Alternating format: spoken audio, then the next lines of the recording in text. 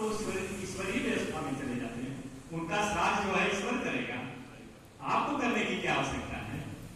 जो जीवित पितर है आपके जो है उसी के अनुसार जो है पंच महायज्ञ में पितृ यज्ञ का विधान रखा गया है।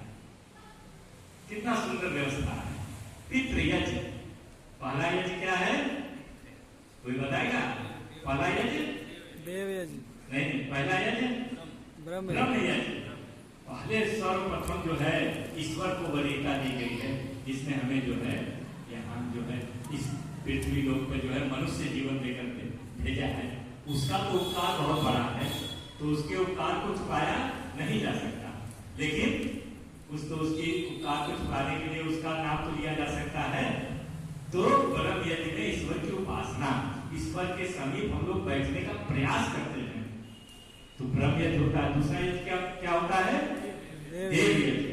और जितने भी देवता हैं जो हमें कुछ न कुछ किसी न किसी रूप में दे रहे हैं, किसी न किसी रूप में कुछ न कुछ हमें जो दे रहे हैं वो देवता हैं। उन देवताओं को जो जड़ देवता हैं, देवता दो तरह के होते हैं, आप लोगों को पता होना चाहिए। देवता दो तरह के होते हैं, कौन कौन से? जड़ और चेतन। चेतन। तो जो जड़ देवता हैं जिनसे हम कुछ न कुछ ले रहे हैं, तो उनको भी उनकी शुद्धि के लिए हम लोग क्या करते हैं? देव यज्ञ। देव यज्ञ अग्निहोत्र के माध्यम से हम लोग, जैसे घी और श्रद्धा रहता है और उसमें अनेकों प्रकार की जड़ी बूटियां रहती हैं, ये सब जो है डाल के हम लोग देव यज्ञ करते हैं। देवताओं को प्रसन्न करते हैं, देवताओं को शुद्ध करते हैं। वायु शुद्ध होता है, जल शुद्ध होता है, पृथ्वी शुद्ध होती है। जितने भी जो है देवता हैं सभी लोग इस अग्निहोत्र के माध्यम से शुद्धता को प्राप्त होते हैं। तो देवताओं के बीच से, और जो हमारे जो है चेतन देवता है उनका जो है पितृयज्ञ के माध्यम से हम लोग जो है जो देते हैं। तो चेतन देवता में कौन कौन से हैं? माता पिता आचार्य, माता पिता आचार्य, महात्मा, सन्यासी, वानप्रस्थी, जो वेदों का ज्ञाता है, ये सब चेतन देवता है। इनसे कुछ न कुछ हम लोग लेते हैं। तो श्राद्ध जो है जीवित पितरों का ही करना चाहिए। माता पिता का श्राद्ध जो है श्रद्धा पूर्वक उनको उनकी आज्ञाओं को पालन करना ही श्राद्ध कहलाता है। श्रद्धा पूर्वक उनकी आवश्यकताओं को पूरा करना ही श्राद्ध कहलाता है जीवित माता पिता का। इतना सुंदर व्यवस्था जो है हमारे यहाँ दी गई है। और हम लोग जो है लटाव खा रहे हैं, गया जी जाते हैं बैठाने, हैं बैठाने जाते हैं। किसको? जिसको ईश्वर ने बैठा दिया पहले में। ईश्वर ने सबकी व्यवस्था, देखिए जिस प्रकार जो है राजा जो है दंड देता है तो जेल में डाल देता है आपको ना। जो आप अपराध करेंगे तो राजा आपको दंड देगा, दंड देगा जेल में डाल देगा। इसी प्रकार ईश्वर ने भी जेल बनाया है, ईश्वर ने भी जेल बनाया है, बहुत सारे जेल बनाए हैं।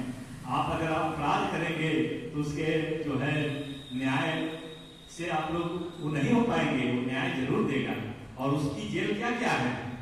तमाम तरह की योनियां उसकी जेल है, जैसे कुत्ता, बिल्ली, गाय, भैंस, ये सब जेलें हैं ईश्वर की।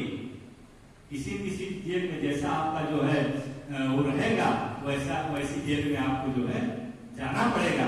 वो ईश्वर की न्याय व्यवस्था है। उस जेल से आप लोग छूटने वाले नहीं हैं, कभी नहीं छूट सकते हैं। इस प्रकार ईश्वर को हम लोग न्यायकारी मानते हैं। तो किसी ने कहा ईश्वर दयालु भी है, तो दया करके हमारे पाप नहीं छुड़ा सकता है, तो क्यों दयालु हुआ? क्यों दयालु हुआ? तमाम तरह के सब जगह जाते हैं हम लोग जो है, तो सुनने को मिलता है ईसा मसीह वाले कहते हैं कि ईसा को मानो, तुम्हारा जितने मन पाप है सब जो है धुल जाएगा। केवल इस ईसा मसीह को मान लो, तुम्हारा पाप सारा धुल जाएगा। इसी तरह और भी मतावलंबी वाले कहते हैं कि हमारे यहाँ जाओ, सारे पाप तुम्हारे धुल जाएंगे। लेकिन ईश्वर दयालु है, अवश्य दयालु है। दया करके ही उसने हमें मानव जीवन दिया है। दया करके ही हमारे लिए तरह तरह के जो है फल फूल सब्जियां साग इतना सुंदर पृथ्वी रचा है। ये दयालु दया करके रचा है ना। और न्यायकारी उसके न्याय से कोई बच नहीं सकता है। और उसके तमाम तरह के जितने लोग मतांतर वाले हैं इनके भ्रम जाल में कभी नहीं पड़ना चाहिए, क्योंकि ईश्वर का न्याय सबसे जो है सर्वोच्च होता है। आप यहाँ के न्याय से तो बच सकते हैं, यहाँ के न्याय से जो है बच सकते हैं, लेकिन ईश्वर के न्याय से आप कभी बच नहीं सकते, कुछ न कुछ उसके जेल में जाना ही पड़ेगा।